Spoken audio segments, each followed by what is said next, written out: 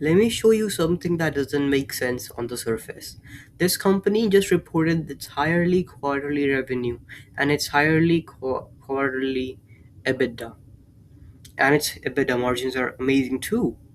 The business is performing better right now than it was in any point in history. And the stock is trading at a near 5-year low, down approximately down approximately 73% from its lifetime high. 71% from its lifetime high. I own this stock and I want to show you why exactly that contradiction exists. Highest ever results, lowest ever price. It is not a paradox, it's an opportunity. Opportunity where you can have massive amounts of asymmetry. This is Indigo Paints, a company that listed itself on February 2021 at one of the most euphoric moments in Indian stock market history, and immediately began declining as the sector turned, input costs spiked, competition intensified, and the valuation that that was never justified began its long correction towards reality. Down 71% from the top, from down from the P of 150 to approximately 28 today. But here's what the charts cannot tell you, and what most people are looking at this stock are missing. The business did not decline with the prices. Revenue has compounded at 16% per year for the last 5 years, despite the worst sector condition In a decade, profits are stable, margins are at their highest level in recent history. The distribution network is larger than ever. It has larger than ever. The Jodhpur manufacturing plant is coming online. The management that built this company is still in place and executing. What collapsed was not the business. What collapsed was the valuation that was always going to collapse. There is no business, however good, can justify a P of 100 and the EV to EBITDA of 135 when it's growing at 25%. The price corrected to reality, and the stock and in doing it, it overshot. That overshoot between the price is where the businesses actually is, and what this video is about. Before I get into fundamentals, let's go over the technical setup to see if they're telling the same story or not. So if we see here, um, no, not this. If we see here, there is a head and shoulders pattern forming here, right here, horizontal tray. Yep, right here. And if I have the yeah, as you can see, there's a one shoulder, two shoulder, three shoulder, the fourth shoulder, and this is the head. And then there's gonna be a shoulder here, and then it's gonna break out. So as you can see, there's a head and shoulder pattern forming here, and we are right at the bottom of it, with the target of approximately, okay, so, and it has a target of 17881. A river. The technical setup and the fundamental setups are aligned.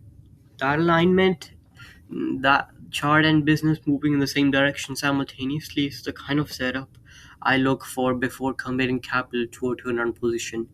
Now, before anyone watched the Yes Bank deep dive, assumes that this is the same type of story, I want to be clear immediately. This is not. Yes Bank was a governance collapse. The management broke and the business had to be replaced before the recovery could begin. The thesis there is about the new leadership can rebuild what a bad leadership destroyed. Indigo Paints is a completely different turnaround. There's no governance failure, no fraud, no management misconduct, no existential balance sheet crisis. The business was stable, correctly managed, correct. The business was built correctly, managed correctly, and has continued to operate correctly throughout the entire decline. What happened here is something far more common and far less dramatic. A good business who got caught in a bad cycle at a bad valuation, and the market which overpriced it on the way up has now underpriced it on the way down. This is the thesis. The business never broke, the price did. Now let me show you why I believe that, starting with what this business actually is and how it built its competitive position. Before I explain why the price collapsed, I need to show you what this business actually is. Because understanding what Indigo Paints built over 25 years is the only way to understand why a 73% price decline did not reflect a 73% deterioration in business quality. Let me start with the most important thing about this company. The thing that separates this from every other paint company the market tends to lump it with. Indigo Paint is not a commodity paint company. Asian Paint is a commodity paint company that has built extraordinary scale and brand power. Berger Paint is a commodity paint company. Narolac, Kansai Narolac is a commodity paint company. They all compete in the same broad decorative paint market. Interior emulations, exterior em, emulations, mm, primers, enamels, where the products are largely interchangeable and competitive advantage comes from distribution reach, brand spending, and manufacturing scale. Indigo Paint was built on a different philosophy entirely. The founder, Hemant Jalan, made a deliberate strategic choice when building this company. Instead of entering the commodity segment, where established players already had decades of distribution and brand equity, he built a portfolio of category creator products. Products that did not exist before Indigo invented them. Products when in Products where Indigo entered a segment first, established the category, and then built the market share before competitors even understood what the category was.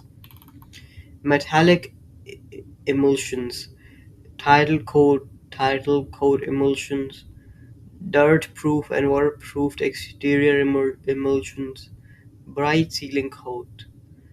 These are not just variations of existing products. These are new categories that Indigo Paints created, and in some of these categories, Indigo Paints holds approximately 80 to 90% market share. Not because it outcompeted established players on price or distribution, because it created the category before anyone else arrived. This is a fundamentally different competitive position than any else in the Indian decorative paint industry. Now, why does this matter for a turnaround thesis? Because category key creator market share is structurally more defensible than a commodity market share. The, when a pricing war breaks out in in a standard in standard ele- emulations, which is exactly what happened over the last 3 years, Indigo's exposure to that war is partially buffered by the portion of its revenue that comes from differentiated categories, where competitors have not established meaningful presence. You cannot win a market share in metallic emulations even through aggressive pricing if your product does not perform the same function as at the same quality level. The pricing war hurt Indigo, but did not destroy Indigo, precisely because the most valuable part of the business sits in the segment where price is not the primary competitive variable. Distribution architecture. Building a product is the easy part. Getting it to customers where the most challengers fail. In consumer goods, and it is where Indigo has executed with extraordinary patience over 2 decades. As of FY26, 19,352 active dealers across 28 states, 55 depots across India, and 11,301 tinting machines in dealer outlets. Where I want to spend a moment on the tinting machine specifically because this detail is more strategically important than it sounds. Tinting machine at a dealer's outlet creates a switching cost. The dealer who has an Indigo Paints tinting machine, trained on Indigo's color matching system, embedded in their daily workflow, is not easily converted to a competitor's system. The machine is a physical anchor of loyalty and at the dealer level. And with over 11,000 of them across India, Indigo Paints has built a distribution infrastructure that took decade that took decades and cannot be replicated quickly, regardless of how much capital a competitor is willing to spend. The the geographic distribution is also strategically significant. Indigo derives approximately 35% of its revenue from southern India, particularly Kerala, where it where it has historically been the strongest, and the current strategic push, more sales force, more dealer activation, more tinting machine placements in under-penetrated north markets including Jammu Kashmir, Himachal Pradesh, Punjab, Delhi, Haryana, and Rajasthan. This is adding distribution reach at exactly the moment the competitive environment is most challenging. That counter-cycle distribution investment is the kind of decisions that looks unnecessary during a downturn and looks visionary in retrospect when the cycle turns. In April 2023, in the middle of the downturn, Indigo acquired 51% stake in Apple Chemi for 29.3 crores. Apple Chemi manufactures waterproofing and construction chemicals and a segment called WPCC. It with plants in Nagpur and Navi Mumbai. At first glance, this looks like a distraction during a difficult period. On a closer examination, it is a small m- adja- er, adjacency move.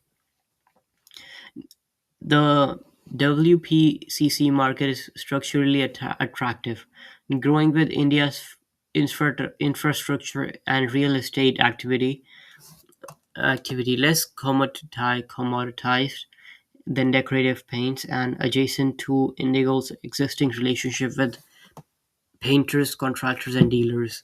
The financial contribution is still small but growing. Apple Chemi reported 75 crores in annual revenue in FY 2026, 17% growth over the prior year. With B2B clients including L&T and Afcons, the target of 100 crores within 3 years of acquisition is tracking ahead of schedule. This is not this is not material. This is not yet a material to investment thesis, but it signals management thinking beyond the current cycle, building optionality in adjacent categories while the core business navigates the cyclical headwind. The company has articulated a strategic framework for its next phase: five pillars: product innovation, geographic expansion, capacity augmentation, marketing focus, and expansion to adjacencies. The most tangible element of this framework is the Jodhpur manufacturing expansion, a water-based plant with 90,000 KLPA capacity. Trial production expected on June 2026. A solvent-based plant, a Puri brownfield expansion also underway. This capacity comes online at exactly the moment the industry cycle is expected to begin to recover. In that timing, building capacity during the tough times, deploying it into the recovery is a correct capital allocation decision. It is uncomfortable during the downturn, but it is rewarding when the demand returns. 25 years of patient franchisee building, category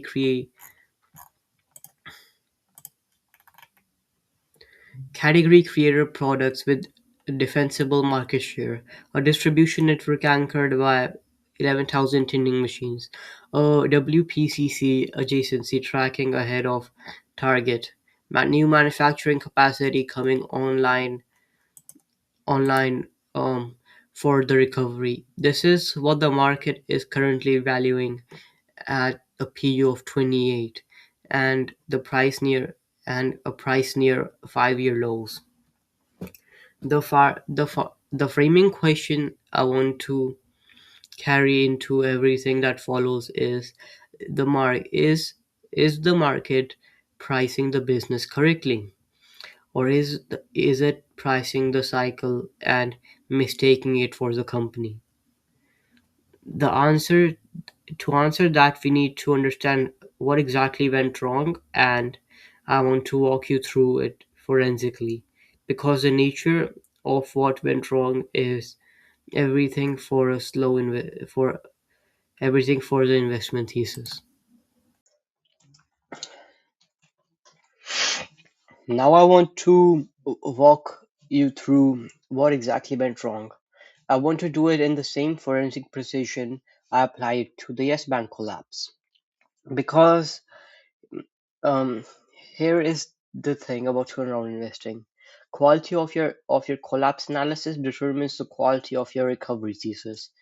If you don't understand per- precisely what caused the decline, you cannot assess with any confidence whether those causes have actually been resolved. So let's go through it properly. Layer number one: the valuation was always going to collapse. Indigo Paint listed on February 2nd of 2021. The price was approximately um 2618 rupees a share. Within the stock within days, the stock reached its all-time high at 3348 rupees. At that peak, the valuation metrics were extraordinary. The PE was approximately at 150, the market cap to sales of 20, and the EV to EBITDA of 135, against the business growing at 25% per year. Now, before I go ahead, I want to show you something. So if we get the list of most popular IPOs in India in 5 years,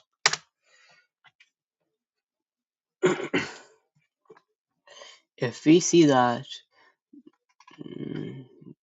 let's just do 10 most popular IPOs in India for 5 years.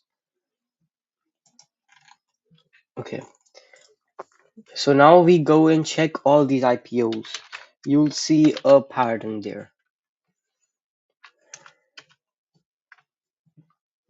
Hyundai, Motors India. Look, Hyundai crashed too. When it started, it crashed. Next, LIC, LICI.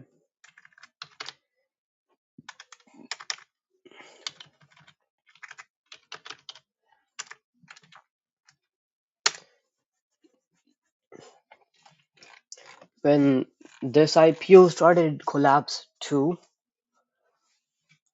And then Paytm. We all know Paytm. What happened to it? And as you can see, this one collapsed really badly also. It can't even recover. It didn't even recover. Swiggy.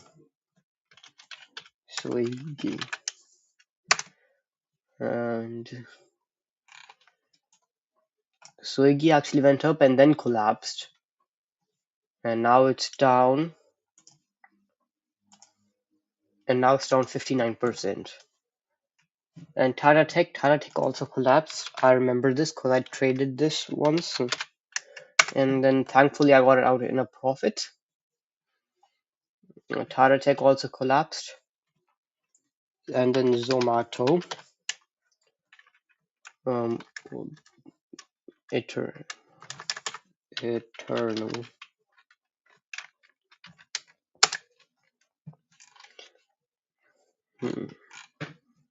Eternal also collapsed. Zomato also collapsed.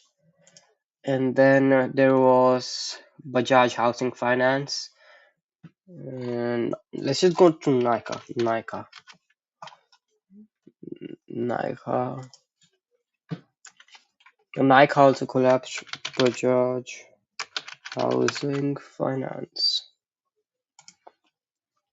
This one also collapsed. And then SBI Cards.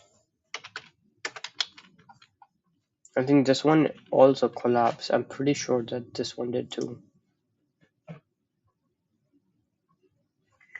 Oh no, never mind. It stayed, but it collapsed for a bit, so that doesn't really count. It's in a consolidation, and I don't even know what this is. Latent.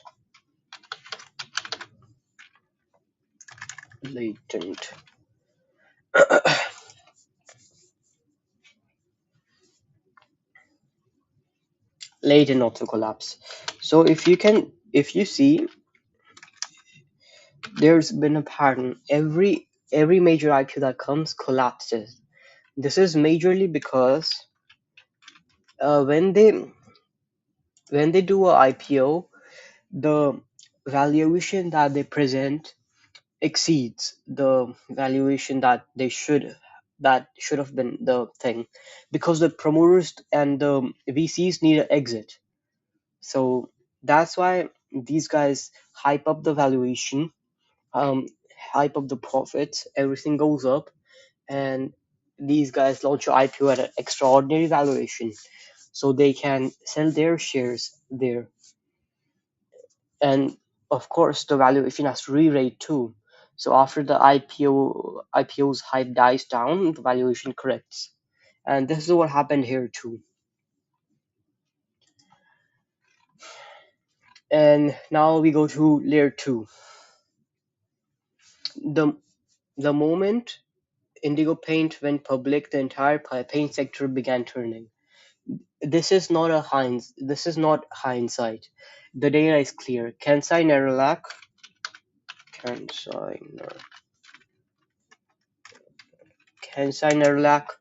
made all-time high in the same month that Indigo got listed. Right here.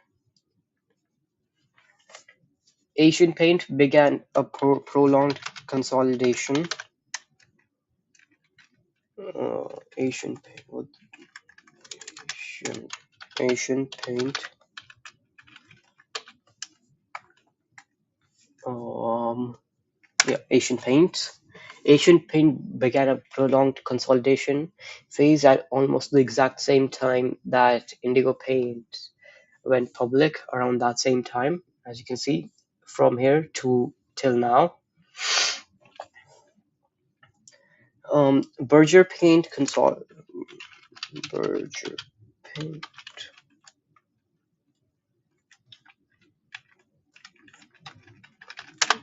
Okay. Berger Paint consolidated at elevated levels for 6 months after, and then after it began declining. So right here, it consolidated here, and then it declined. The entire decorative paint sector peaked within a narrow window around Indigo Paint's IPO. This is not a coincidence. It reflects that the market dynamics that drove the IPO boom, pre-pandemic era liquidity, real estate tailwinds, consumer upgrade demand, and institutional optimism about India's housing cycle, all peaked simultaneously in early 2021. Indigo listed into the peak sector optimism within within months of listing, before it had a chance to build a post-IPO track record, before it had established institution shareholder loyalty, before it had demonstrated a full business cycle of performance.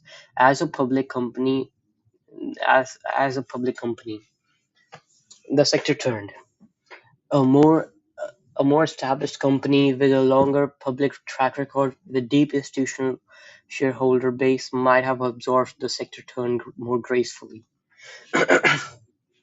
A freshly listed company trading trading on narrative and hope rather than a verified track record has had no such buffer. The timing destroyed the stock before the business had a chance to prove itself. By the way, approximately 60% of paint manufacturing costs are tied up to crude oil derivatives. The most significant is titanium dioxide. And if you see crude, crude. If I see the crude prices, um, mhm, there you go.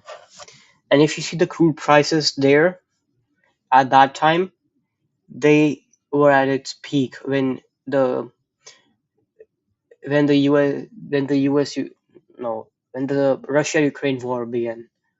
So that also impacted the share price of it. That also impacted the share price. Um, Middle East tensions created additional volatility, and more recently, raw material prices surged 50 to 100% in March 2026 due to the renewed Middle East conflict.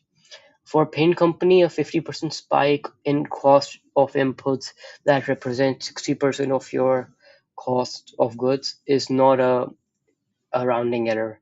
It is a structural margin compression event. Operating profit fell from approximately 17% to 15%. That may sound modest, but in the business where the difference between a 15% margin and a 17% margin is the difference between a comfortable earning trajectory and an earning growth stall, is that compression had an outsized impact on how the market priced the stock. And and critically, like the valuation problem, the sector timing problem, the raw material pressure has not fully resolved. It is still present. I want to be completely honest about that. The investment thesis does not assume raw material costs have normalized. It assumes that they will normalize over time, and that the business can sustain and improve margins before they even before the full normalization, which the Q4 FY26 data is beginning to show.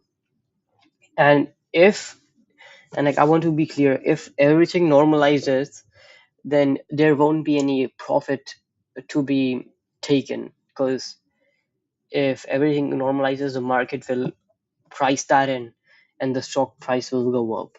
The people who make money in turnarounds are the people who understand that 90% of the things have normalized and 10% are going to normalize in 1 year, but the market is pricing the 10% as their the whole truth, that as like they're the 90%. So there's asymmetry, so there's actually less risk and more reward when market sees there's more reward and less risk. And when those 10% normalizes, then the market will of course price in the factor and you will gain money,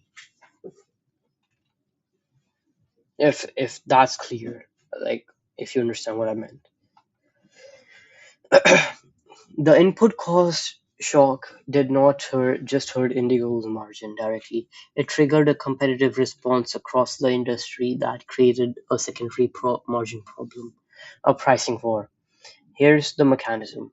When input costs rise, the industry simultaneously, every player faces the same margin pressure.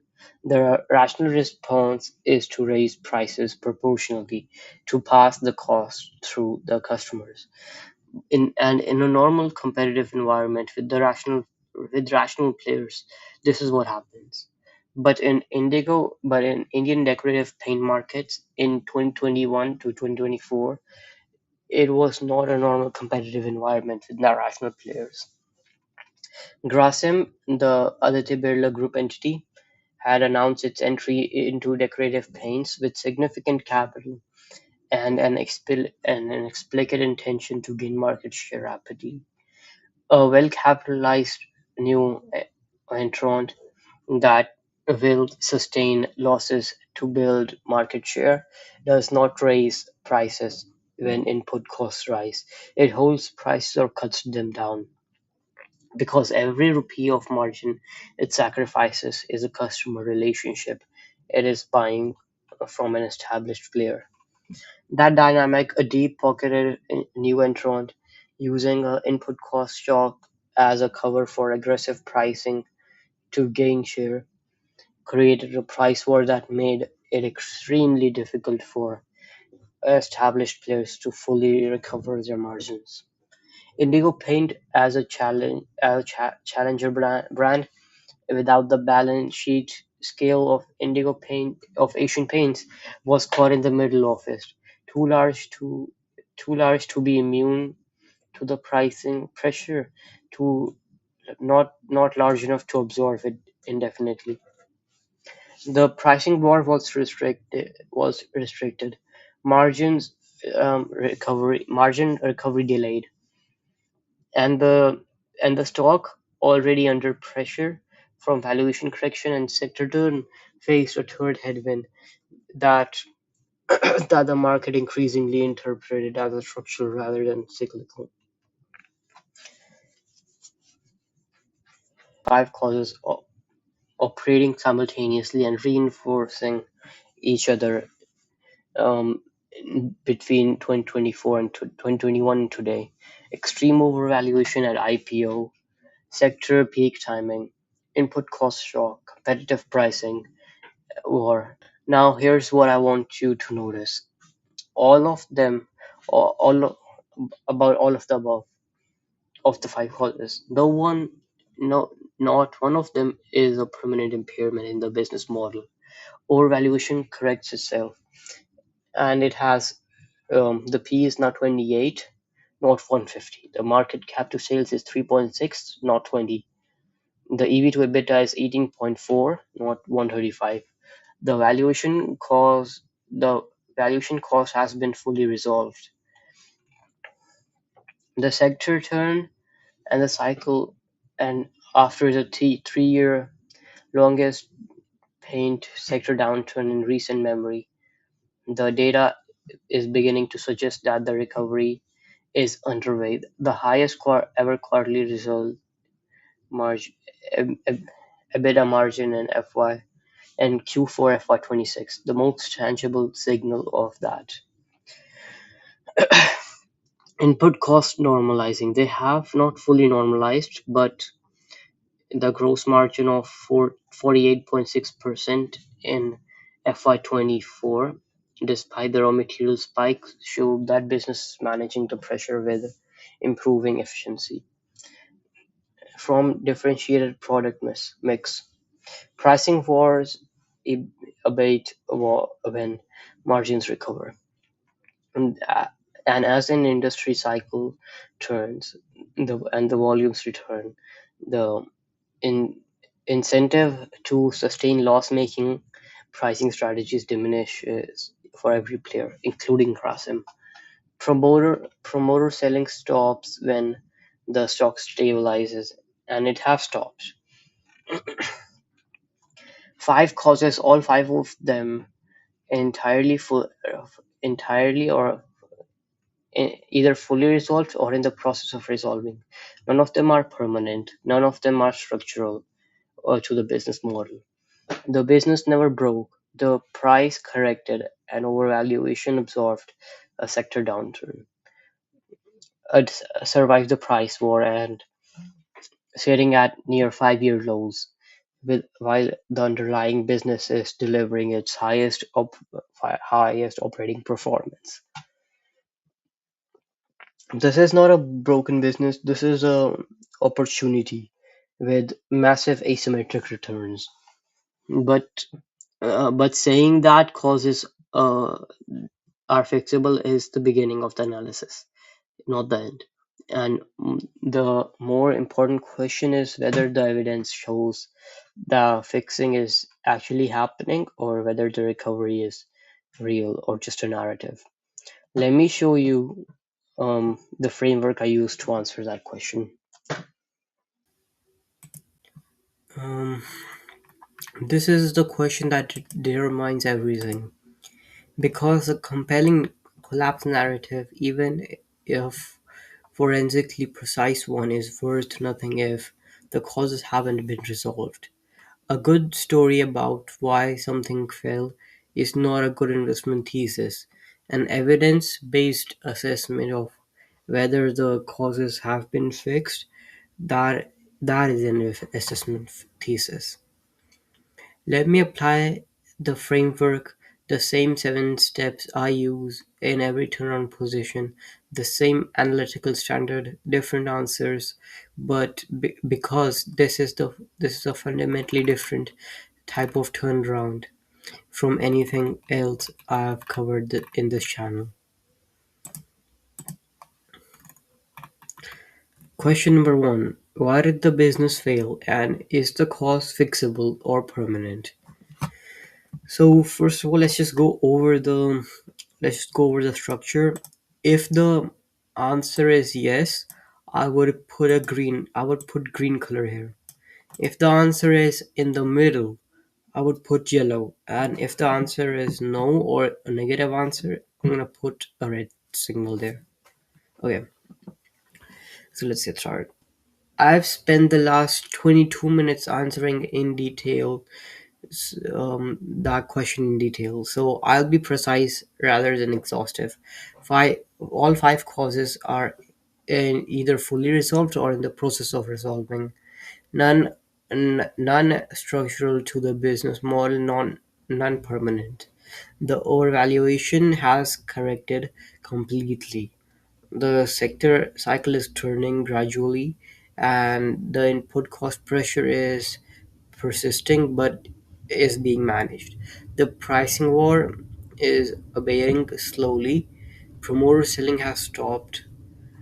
So the so the thing here is green. That means it passed this test. But I want to add one more nuance here. I think it is important. A fixable and a fixed are not the same thing. F- The causes that are fixable, I've argued that in that case, some of them have already been fixed, and some of them are still in the process of being fixed. The investment thesis is not a bet on everything has already resolved. It is a bet that directionally that the bet is the directionally is clear towards the resolution, and that the current price does not reflect even the resolution that has been made. That distinct that distinction between fixable and fixed is where the timing, the risk in positions live, and I'll address it directly in the risk section. Question number 2. Does the core business model still have relevant demand? It's a definitely a yes, because the decorative paint is a proxy of the housing activity and infrastructure development and consumer upgrade demand. India's structural tailwind across all three: urbanization, shortening of the repainting cycle, the shift from unbranded to branded paints in tier 2 and tier 3 cities have not changed. The industry downturn of the last 3 years was cyclical, driven by specific demand suppressors that are temporary in nature. High interest rates slowing real estate activity, consumer spending caution, and post-pandemic normalization, monsoon disruptions affecting construction timeline. None of none of those suppressors are permanent, and these and as the normalized structured demand of decorative paints in India resumes its long-term growth trajectory. There's also a specific demand catalyst worth noting. A shorter monsoon season means long festive season, and festive season is historically the strongest period for paint demand across India. The seasonal dynamic combined with a pent-up demand from the 3 years suppressed activity creates a potentially stronger near-term demand environment for the sector. So that's also green. Question number 3. Has the management responsible for the failure genuinely been replaced? And here is where the checklist looks different from Yes Bank. The answer to this question is not applicable, and I want to explain why precisely. There is no management failure at Indigo Paints. The founder, Hemant Jalan, built this company over 25 years. He designed the differentiated product strategy. He constructed the distribution architecture. He made the decision to enter the WPCC through Apple Chemie. He's leading Indigo Paints 2.0 strategy. The decline was not caused by the management failure. It was caused by external cyclical and valuation factors um, that no management team, however skilled, could fully prevent. So the relevant question here is not whether the management has been replaced. It is whether the management that built the franchise has the capability to navigate the current headwinds and execute the recovery. The answer is yes. Maintaining 16% revenue CAGR over 5 years during the worst sector conditions in a decade, delivering the highest quarterly EBITDA margin in FY 2026 quarter four during the periods of raw material cost spike making counter-cycle investments in distribution and manufacturing capabilities during the downturn. These are the decisions of a management team that is executing correctly under pressure. The management question for Indigo Paints is not is not about replacement. It is about capability under adversity. The track record answers that question positively. So here, that's gonna be a green, and I'll just add a note. Not applicable because management didn't fail. Now, does the balance sheet have sufficient growth runway? And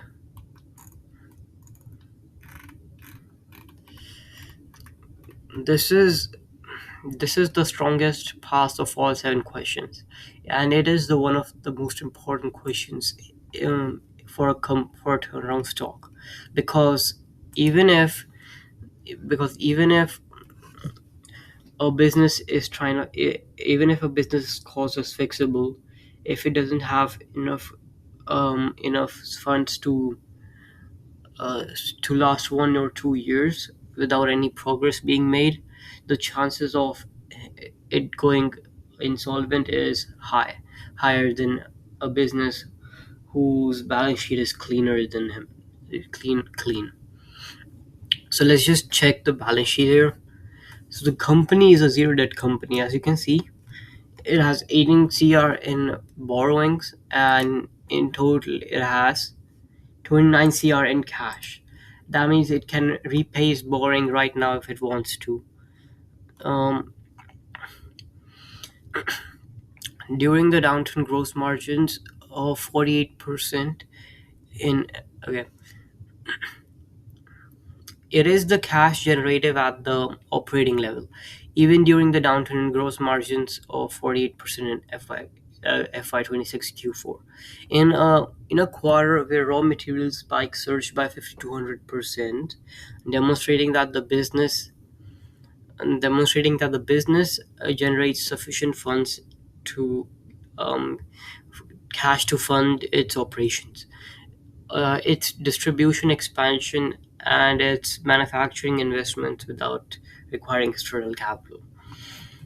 So here, as we can see, the company is increasing its capacity. Like I mentioned in the previous, I'm pretty sure I mentioned in when we got to know about the business, and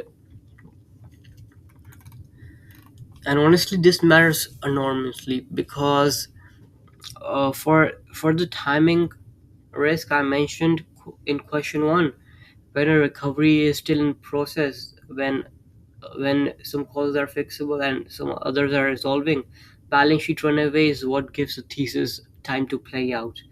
A business with no debt and stronger growth margins can wait.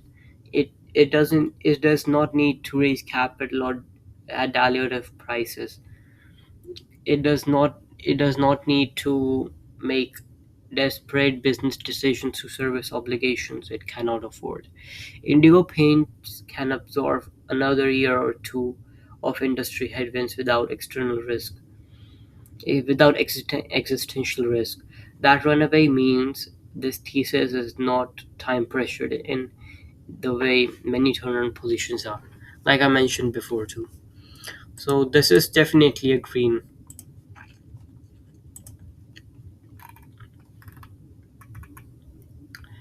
And then question number 5: is there any early execution evidence that the recovery is real?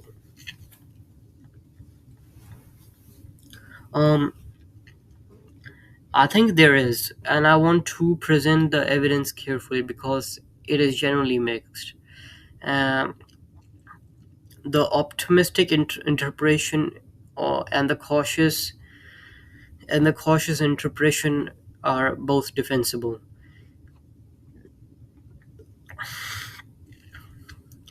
Intellectual honesty requires presenting both the optimistic evidence.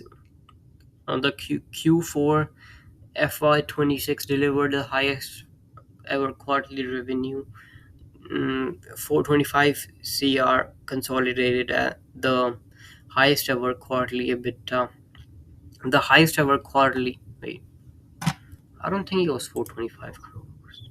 No, the revenue was 398 crores. Sorry, 398 crores. The highest ever quarterly EBITDA of 92 crores, the highest ever quarterly EBITDA margin at standalone level of 23%, and the gross margins of 48%, despite raw material spikes of 50 to 100%. Subsequent sequential profit growth of 58 uh, of so the profit didn't grow much because I think there was a yeah, the profit didn't grow much though. So there was no profit growth. That is not a but still that is not a distressed, that is not a business in distress. This is a business delivering good top line growth, perform good top line growth at the precise moment. The stock is trading at near 5-year lows. The asymmetry between the operational reality and the market price is as clear as it can possibly be. So essentially you're buying a business which is at its 5-year low price, at but the business is generating top top revenue, and basically the profits are at lifetime high, as you can see here. This happened because there was a 5 cr, there was a 6 cr um exceptional item, so the profits are practically at the highest level, and the business is at a 5-year low, so that creates a really good opportunity for us to buy, a really good asymmetric opportunity. um so now let's go ahead on to the cautious evidence. Year on year net profit growth is just around 1.35% in quarter 4 FY26. Full year full year FY26 growth was only 4.1%, significantly below historical trajectory and dramatically below the company's own 15 to 20% CAGR target. Volume growth has been sluggish throughout FY26. The revenue growth that exists is partially driven by the product mix improvement rather than the volume expansion.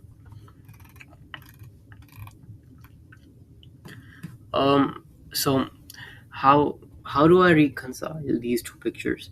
The sequential movement is a signal. The year-on-year comparison is a noise. Here's why. Year-on-year comparison is measuring Q4 FY26 against Q4 FY25, a quarter that itself reflected some recovery of from the tough from from trough. As as the base normalizes, as as the comparison period stops being artificially depressed, the year-on-year growth will begin to reflect the underlying improvement more accurately. The sequential improvement of 50 of 58% pat margins. No, wait, not even pat. Sorry, I don't know where I got the 58% number from. I'll recheck that. That was my bad. Yeah. So, but still, the main point is I hold this assessment at and the amber rather than green, because year on year picture, the year on year picture is still mixed, and I want to see 2 3 consecutive quarters of improvement improving year-on-year metrics before I this a fu- move this to a full green. But the direction is already right though. So I'll just do the ampersand. Yep. Question 6: is the market optimism ahead of execution or behind it? Behind it, significantly behind it. And I want to use a specific data point here that I find more compelling than any analyst survey or sentiment index. The retail shareholding count of Indigo Paint has declined from 1000 from almost 160K to 144K. That's a 15,000. That Think about what that data represents. 15,000 individual investors looked at this stock and decided to sell. They exited probably at a loss or at break even at if they were lucky. Where the stock has been at where the stock has been at and moved their capital somewhere else. Retail investors selling at the bottom of the cycle is one of the most reliable contrarian signals in the market. Not because retail investors are always wrong, but because the decisions to sell a declining stock after an extended drawdown is almost always driven by emotion rather than analysis. The pain of holding and the pain of holding a losing position eventually overcomes the conviction required to maintain it. When when retailers exit, smart money enters. When the shareholder base becomes smaller and more concentrated, the remaining holders are disproportionately those who have done work and hold the position with analytical conviction rather than narrative hope. A shareholder base of 144K retail investors down from 160K is not evidence of widespread pessimism. It is the evidence that the least informed and the least convicted holders have already exited. What remains is a smaller, more analytical shareholder base, which is exactly the foundation on which the next leg of recovery typically builds. There is no market optimism in this stock. There is market exhaustion. The market exhaustion at the bottom of the cycle, where the business is delivering record results, is where the most asymmetric opportunities in the investing world are found. Question 7: what specific metrics or events would break this thesis, and am I prepared to exit when it arrives? Right, first let's just make it green.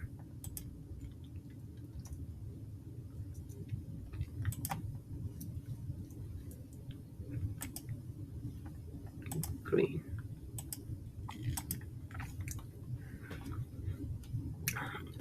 Three there so basically there are three breakers defined before I enter the position, stated publicly now. First, volume growth falling to recover above 12% of for 4 consecutive quarters once during industry cycle turns. This is the most important single metric for the thesis. If the industry recovers and Indigo Paints volume growth remains below 12%, it signals that it signals structural market share loss that differentiated product strategy cannot offset. That would break the competitive position thesis entirely. Second, EBITDA margin declining below 16%. The 2 consecutive quarters, despite raw material normalization, and and the current thesis assumes that the input cost normalize. Indigo Paints differentiated product mix will deliver a margin expansion of upwards to 20% plus range. If the margin cannot fall, if the margins are falling, even as input costs rise, even as input costs improve, the that signals pricing power erosion that no amount of product differentiation can cure.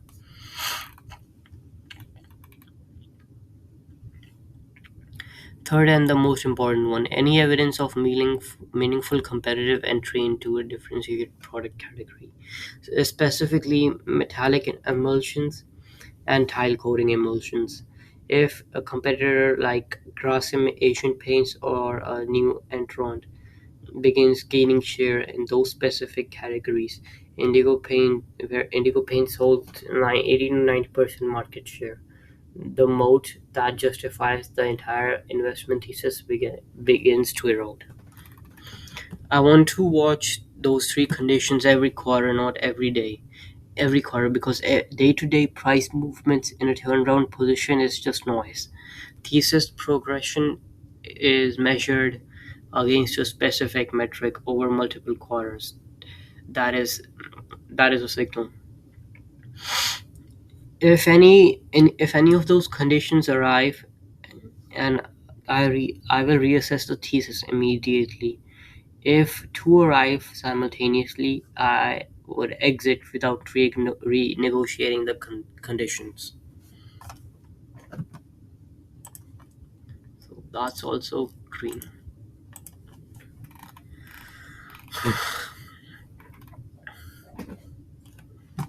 So 7 questions. Um,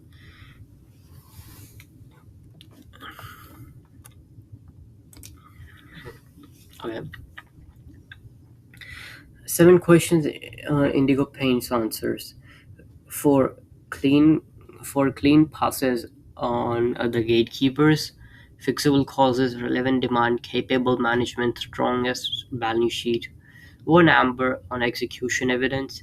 Directionally right needs more quarters of confirmation. One pass on market optimism. The retail exit data is the one of the most compelling contrarian signals I have on any position in my portfolio. One defined exit framework, three specific conditions, none of which have been triggered. This is the framework assessment. Now I want to show you the competitive dynamic in detail, because this is the one dimension that Indigo Paint thesis does not map directly onto the Yes Bank framework, and it is the dimension that requires the most careful analysis for anyone considering this position seriously.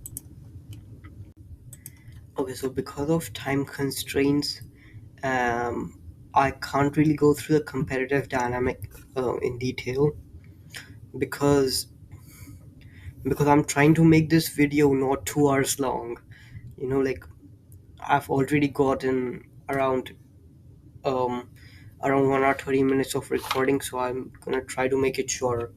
But you can check out my Indigo Paints thesis on my Substack.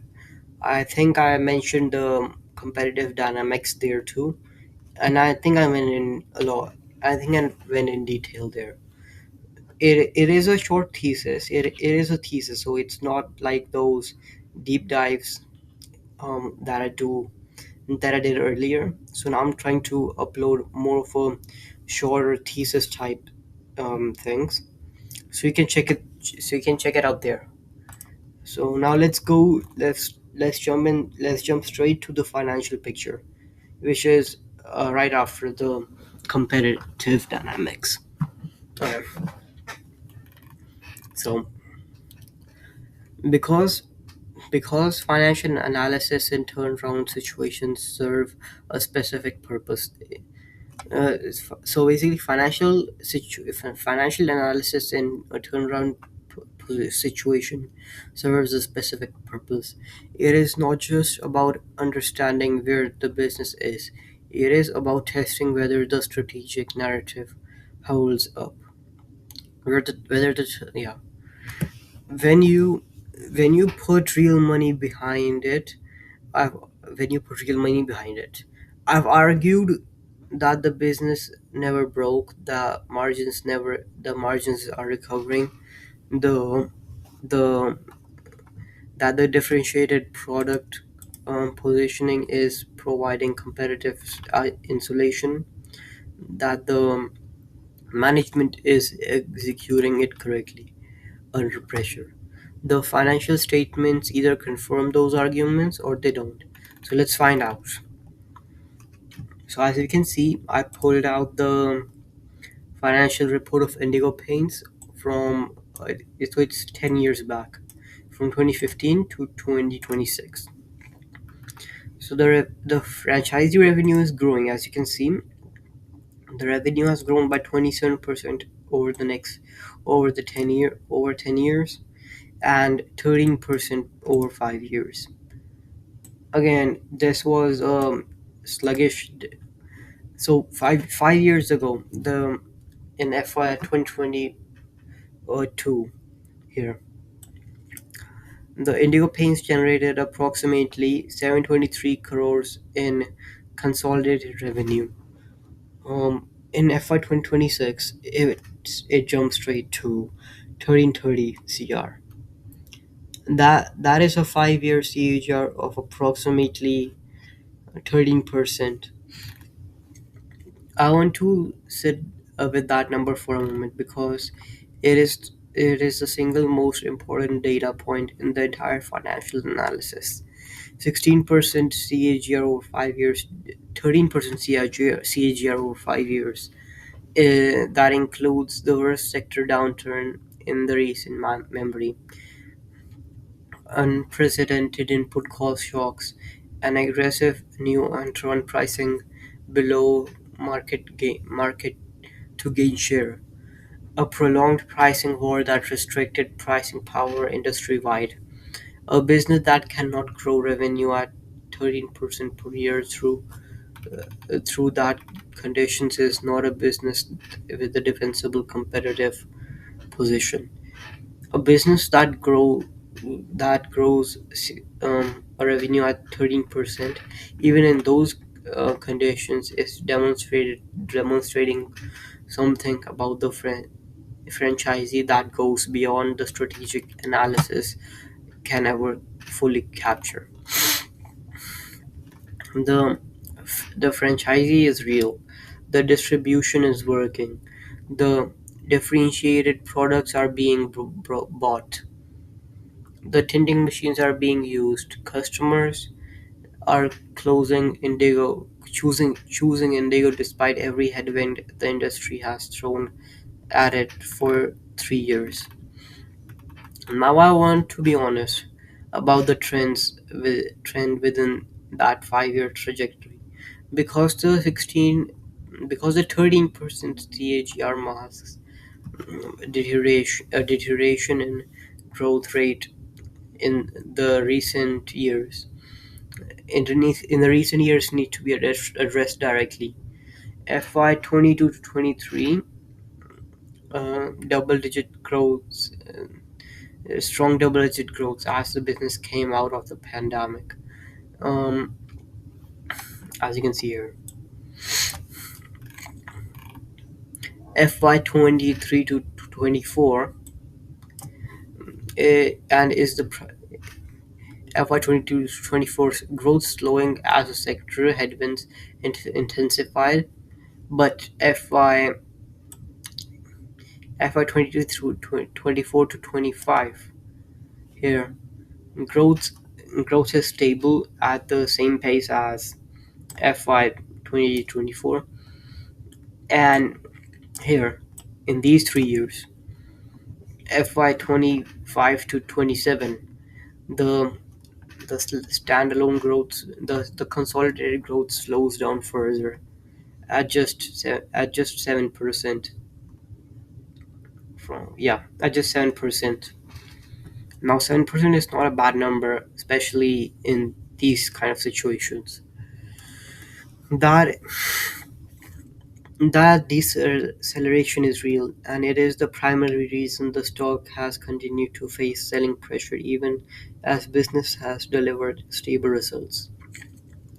The market is asking, is 7% growth a new normal for Indigo, or is it a tough, a, a, a tough or a through of the cycle that is not re uh, that is not re that will not re-escalate.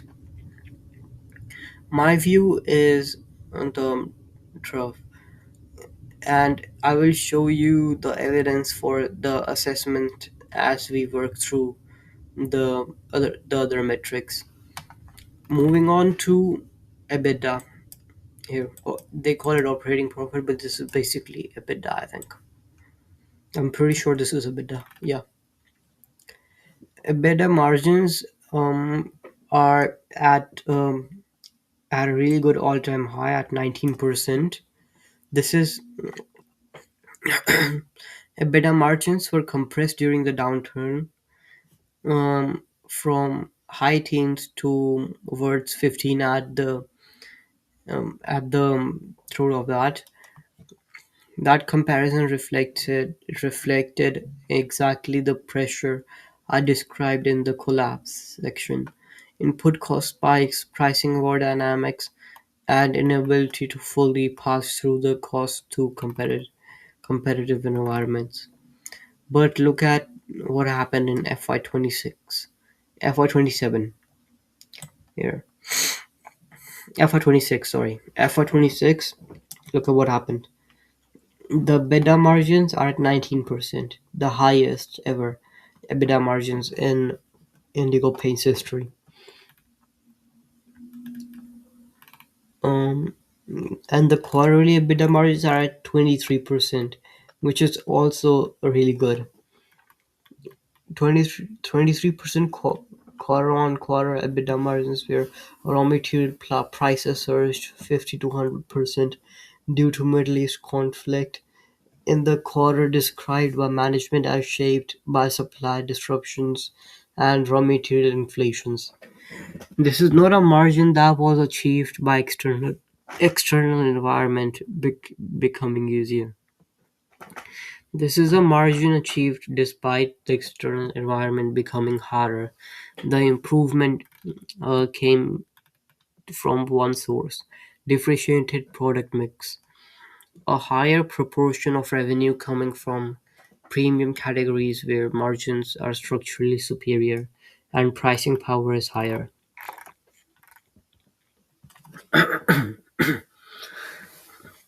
This is the competitive positioning thesis confirmed in the financial statements, not through the strategic analysis or the management commentary, through the actual margin numbers delivered in most adverse input costs quarter in recent memory. When a business delivers the highest ever quarterly margin during its most adverse input cost environment, you're seeing operating leverage from a genuinely differentiated product mix. That is not a margin that will be given back when conditions ease. It will further expand as conditions ease because mix improvement is structural, not cyclical. Profitability.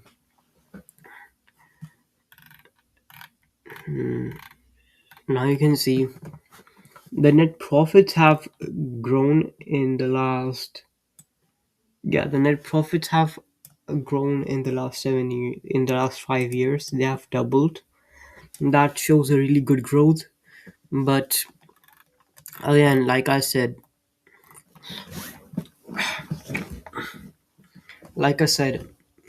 from FY24 to FY23 to FY26, um, their profit growth wasn't really good, and it was actually really bad at 5% for these 3 years.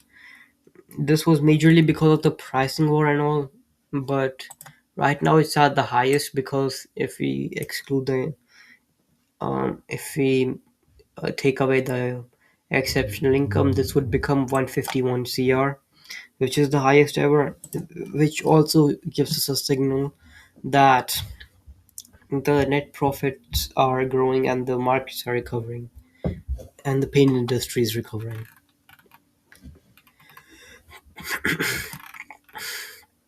Now let's look at the balance sheet. Yeah, the balance sheet is really good. As you can see, the reserves are continuously growing, even during the even during the downturn. It went from 516 to 1135, which is more than double. The borrowings have gone up, but they've not gone up very much. First, they were a lot. First, before the IPO, they were at 88 crores. Now they're at 18 crores, which is not a lot because the the cash could could um could repay the borrowings right now if they want to. The CWIP is at 220 CR, which means that there are new plants that they're opening. And as you can see, in the downturn, they did open some new plants. That means this business is basically is expanding their capacity during the downturn, so they can benefit from it in the uptrend. And we can see, um, and I think we can see that they did that from looking at the cash flows over the next 5 years. They purchased investments worth 117 CR, and they're purchasing fixed assets since the IPO, and they've consistently increased the purchases. Um, and right now they're purchasing assets worth 133 CR.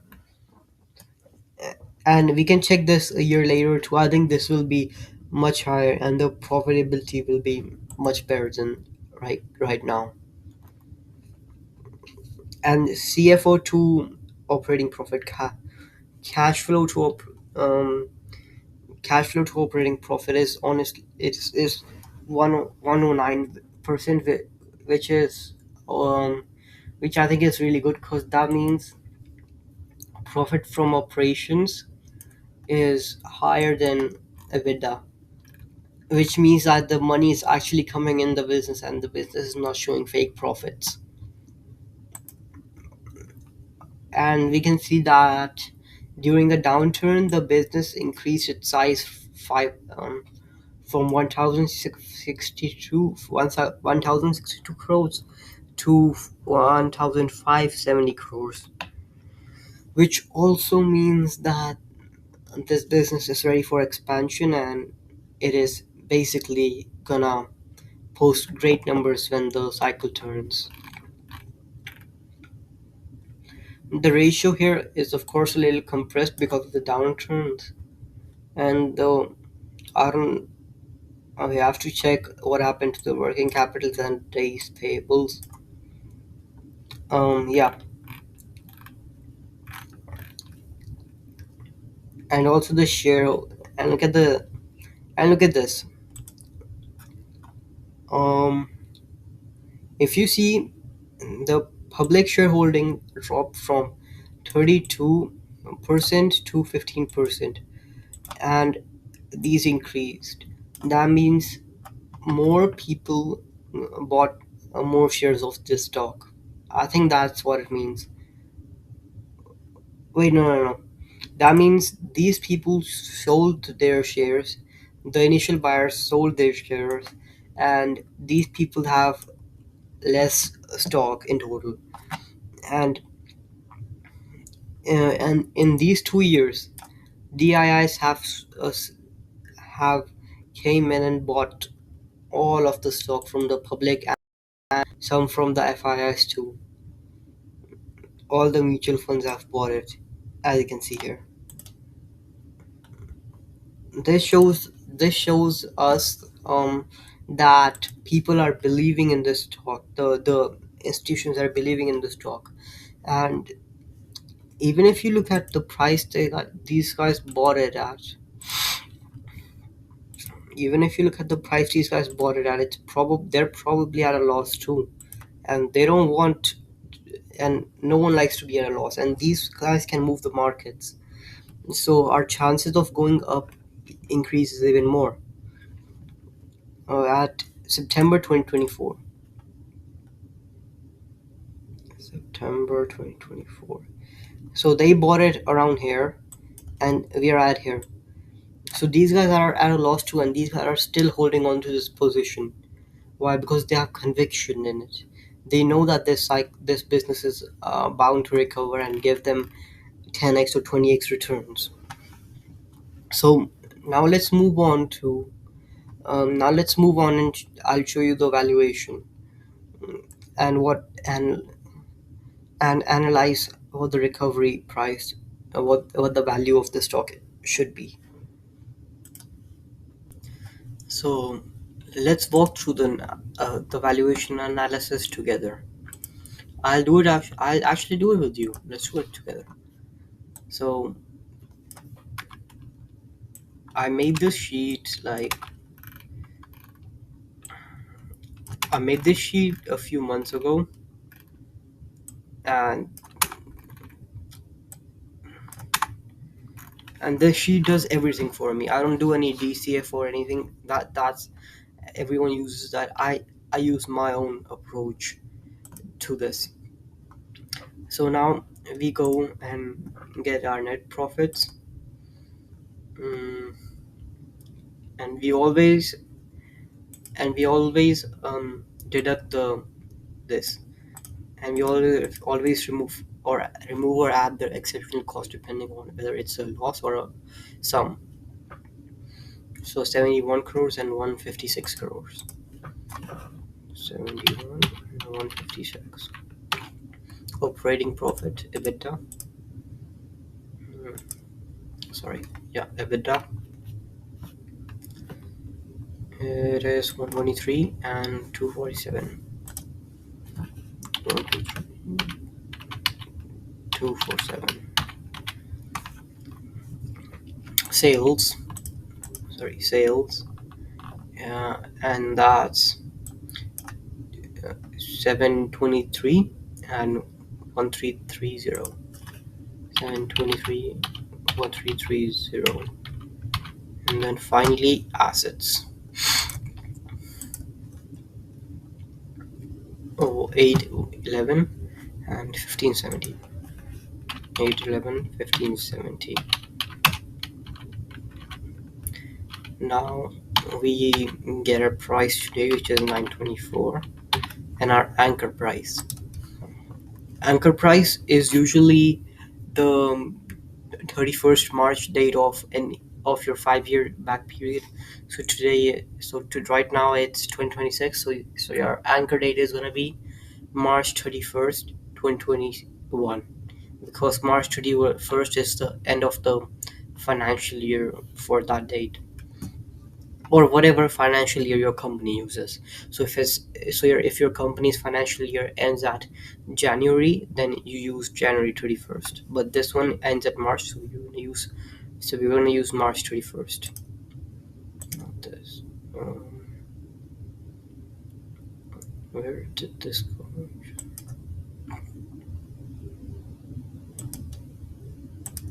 Okay, so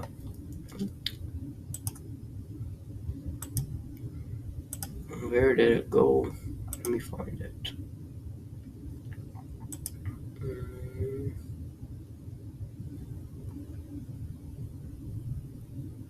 Keep drawing, hide all drawings. I'm trying to find my bar here. I don't know where that went. If I can't find it, then I'll just use Canbox.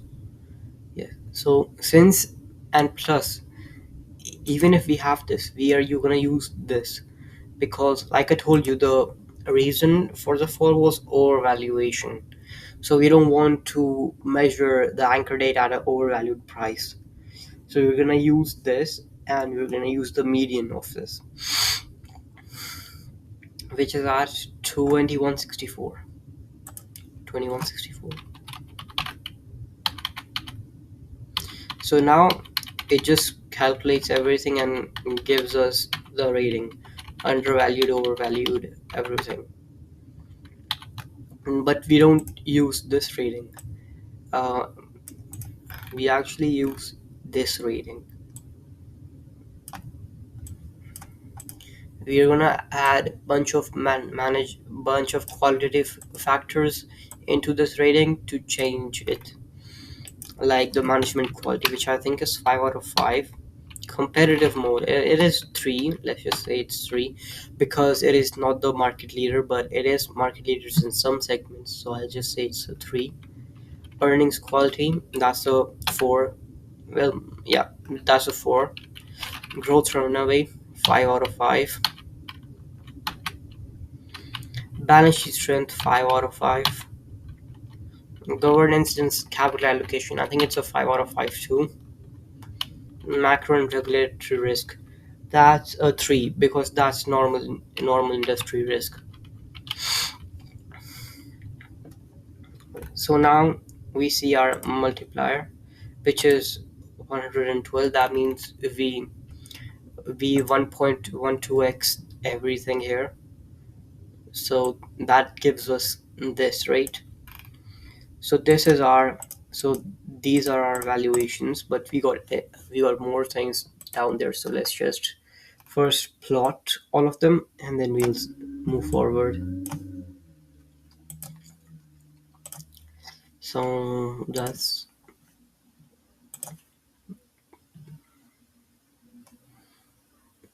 1712.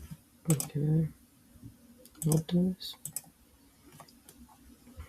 Mm, where did that go?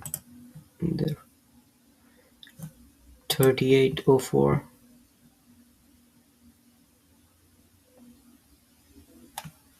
3804. Oh, and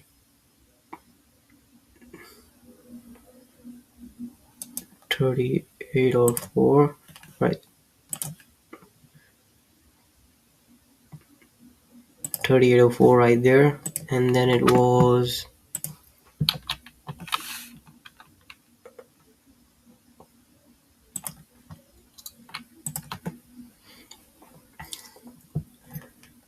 and then it was 488, 4888, 4888.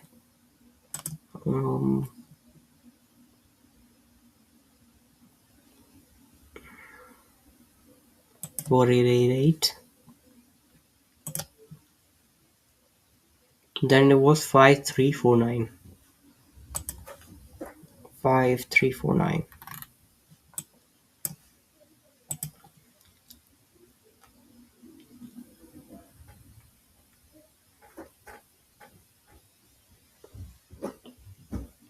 That's here. So you can see these three are pretty close together, which is a really good sign because that makes this point even stronger. Now let's go down to this bull case, bear case. So let's just assume the base case is 20%. Actually, not 20%. Let's just assume the historical but the also the thing with historical averages, it was because of the downturn. Yeah, so let's just assume 20%. The bull case, let's say 22% or 25%. Bull case 25%.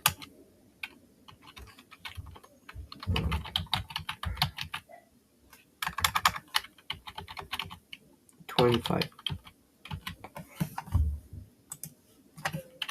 25%. And then the bear case. First of all, I don't think the probability of a bear case happening is very high. So let's just do 35, 50, and 15. Let's do a 10% growth rate. So this gives us a target of a weighted average of 5526. So 5526, we will just plot that there. And 55 2.6. So that is our valuation. Those are our those are our valuation plots.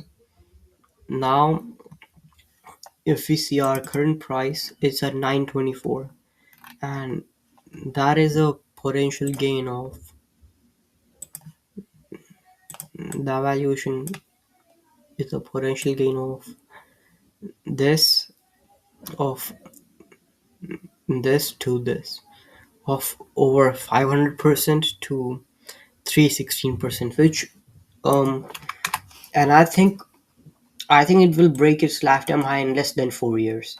So honestly, that's a amazing return. If you, I can do it actually. CAGR calculator. Let's just go to a CAGR calculator and let's see. 914, 924, 924, and what's this lifetime high? 3344, 3344 in 5 years. No, sorry, six. No, no, not 6 years. Sorry. 4 years. That's a 37% return, and well, 5 years. That's a 29% return. And honestly, I only expect 29% return from my portfolio as a whole portfolio. So that suits my strategy pretty well. And this is it for the valuation section. Now we'll move on to the conclusion. So, so the thing is, the risk section is gonna take a lot of time too. So I'm gonna skip the risk section too, but that's also on my blog. So like you can check that out. I think I went in detail in the for the risk section too. And I next time when I'm making a deep analysis log, I will next time when I'm making a deep analysis video, I will keep in mind that to make my script shorter and to fit everything in a specific time frame. So I'm really sorry for this, but please check out the vlog. I'll leave the link in the description. And now let's just go to the closing statement. Oh, yeah. Let me bring everything together. We started with asymmetry, highest ever quarterly results, and on lowest ever stock price. In 5 years, we walked through what the business actually is: the category creator, challenger brand with 80 to 90% market share, with indifferentiated subcategories built over 25 years. Um, Years of patience, franchisee construction. We forensically examined 5 layers of causes behind the collapse, none of them permanent, all of them either resolved or resolving. We applied the 7 question checklist and found 4 clean passes, 1 amber, 1 strong, contrarian signal in retail exodus data. We mapped we mapped the competitive dynamics and concluded that Grasim's entry, while real and ongoing, is not yet threatening the subcategories of where Indigo is strongest. We examined 5-year financial statements and found the business compounded revenue at 13% through the worst conditions in a decade, delivering good quarterly margins despite input cost spikes of 50 to 100%. And we assessed the valuation, finding the stock that is near fair value, that is finding that stock that is severely undervalued. And if it goes near fair value, there's a meaningful gain of over 500 to 300%, 300 to 500% at minimum. The so the thesis in 2 sentences. Let's do the thesis in 2 sentences. Indigo Paints is a fundamentally sound challenger brand in a structurally attractive industry, temporarily mispriced, temporarily mispriced because the market has conflated an industry downturn with the business breakdown, and those are not the same. I own it. The business never stopped growing. The management never failed. The moat is undifferentiated product remains intact, and the price reflected a pessimism, and price reflects pessimism that the financial reality record operating performance deliver through the worst sector conditions in a decade does not justify. Five things I'm watching every quarter from here: volume growth recovery, EBITDA margin trajectory, market share in differentiated categories, raw material normalization, Jodhpur plant capacity utilization. I will update this thesis in the monthly portfolio review published in the first week of every month if any of the three thesis conditions break. I that I defined today are triggered. I will I will cover it in a full analytical I will cover it in the full analytical depth as the same video in the month it happens. And that is the commitment. If you watch this video after the yes bank deep dive, I want you to leave with one observation about what these two analyses together demonstrate. Two positions, two completely different types of turnarounds. First, a governance collapse and an industry downturn. One where management replacement was the primary recovery mechanism, and the other one where management continuity was the primary strength. Same seven, same seven frameworks applied to both, producing different answers to the same questions. Because the framework adapts to a specific nature um, of each turnaround rather than forcing every situation into the same template. That adaptability, rigorous framework, flexible application is what turnaround investing at serious level actually requires. Next video in the portfolio series will cover Adani Energy Solutions, a position with a position with a completely different risk profile, different collapse narrative, and a different set of questions in the thesis. The thesis must answer. If you found this analysis useful, subscribe because the the same standard will be applied to every position in this portfolio on this video without exception. Also, I'll give you the link of my Indigo Paints blog so you can look at the missing sections and also judge the process the capital will follow. Thank you and have a great day.